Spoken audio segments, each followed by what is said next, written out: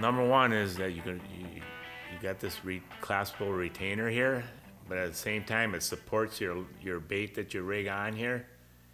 And the greatest feature about this jig is that when you rig it up, you can pitch it in to the weeds, and there's not too many jigs out there that will grab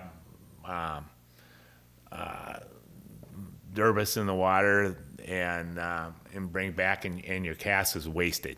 Right. Where you're fishing the title shot, you throw it into the weeds and you come back, and then you're always going to have a clean jig. Mike, I've seen you miscalculate your cast and end up in the trees and pull them right out of the trees. As long as you don't set the hook on a branch, you'll get it out of there. But But it is amazing how you just pull those right through the trees and it falls right back in the water, right down below the tree. And it's like, oh, that's going to be a killer. There's not a better pitching jig if you think about having this nice big. The hook on it is perfect for using bigger plastics. Oh, absolutely. You can't use big Money plastics minnows, with a smaller anything, hook. Obviously. skirts of any sort you can think of. It's And then keeping it weedless is obviously as important as it gets when you're pitching. And the eyelet's built into the head, so I mean it is probably as weedless as you can get a jig without it just hanging swims something around up. everything. After And- the line does the direction and pulls it right through. And a lot of times I like to use a lot of the shad baits, the swim baits. Yep. And the reason why is that when fish are like in a ribbon current or something, they're staging, up the river and stuff, you can throw a crankbait in there, but the river takes it down out of the strike zone, just boom, so where you can take this and rig a money minnow or whatever on it on a bigger hook and throw it out there, and you can just work that area that they're hanging in. It's going down, you can get it in the strike zone. Right. Where a crankbait, you'll catch one here or there, but this makes you stay right in the fish zone. Yeah, this is another great thing about this jig. It's so versatile for different species of fish. I mean, you can fish this with muskies, bass, walleye, smallies. Anything. You do have the ones that are the size of a dollar bill. And muskie, fishermen love those things for getting down in the That's what we use down in or up in the upper and- St. Croix and do really well on Right. muskies with those.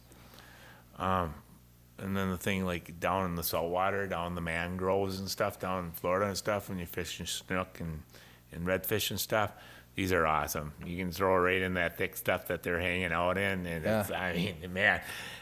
it's amazing that some of the fish that are hanging in those spots that you can't get to, with a tip, with anything with trebles loose or whatever, you can just you're gonna lose a jig. Anything bigger in your line, you're gonna lose one here and there, but you can just try to pitch it right under those mangroves, and those fish just come out flying.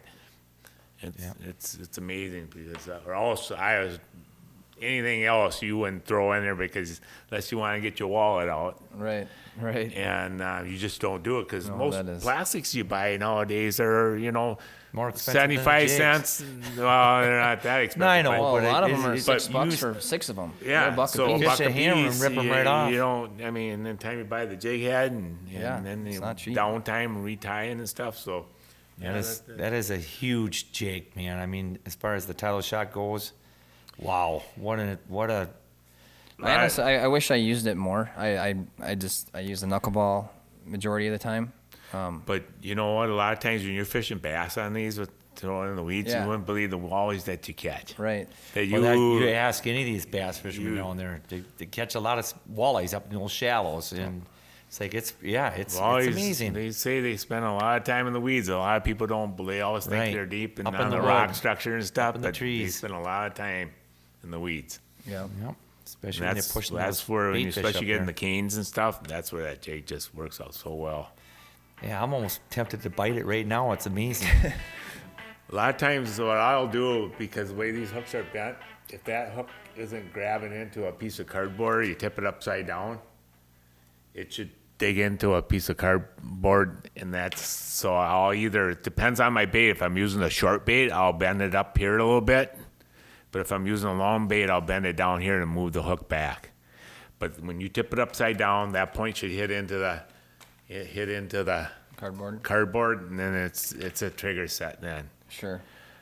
Yeah, I've always done my best on the title shot when I've used it just by just popping it like you would, like even like a Rip and Wrap. You fish it the same way with the plastic and just pop it off the bottom. I mean, granted that's for walleyes, but I had my grandkids out fishing last year and took them bass fishing. And I love it. I tied that on there, and their confidence wasn't. They've never done this with a piece of plastic, and there wasn't live bait. This? Yeah.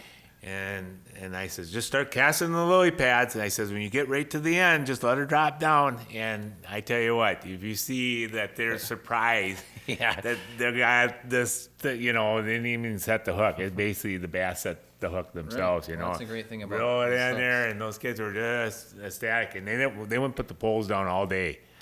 Their mother was out on